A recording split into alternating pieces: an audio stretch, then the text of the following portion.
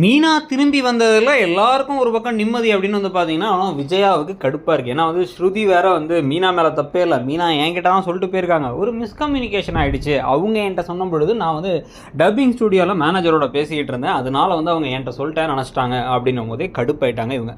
அதில் மீனா வேற வந்து போயிட்டு இருந்த விஜயாவை கூப்பிட்டு, என் கணவருக்கு என் மேலே அக்கறை இல்லைன்னீங்கள, கண் கலங்கி நின்னதை பதறி போய் தேடினதை பார்த்தீங்கல்ல, எந்த அளவுக்கு அவர் என் மேலே காதல் வச்சிருக்காருன்ட்டு, கிளம்புங்க காத்து வரட்டும் அப்படிங்கிற மாதிரி சூப்பராக வேற சொல்லிட்டாங்க. ஆனால் அந்த பக்கம் சூப்பராக சொன்னாலும் இந்த பக்கம் வந்து பார்த்தீங்கன்னா கொஞ்சம் கூட வெட்கமே இல்லாமல் மொட்டை மாரில் தூங்கிட்டு இருக்காங்க. இவங்க ஏன் மொட்டை மாரில் தூங்கணும், ரூம் எங்களுக்கு தான் இந்த வாரம் அப்படின்னு கேட்டு சண்டை போட்டு வாங்குவாங்களான்னு பார்த்தா அந்த சுயமரியாதை மட்டும் வரவே மாட்டேங்குது. பார்த்தாலே நமக்கே கடுப்பாக இருக்கும், உங்களுக்கும் கடுப்பாக தான் இருக்கும்னு நினைக்கிறேன்.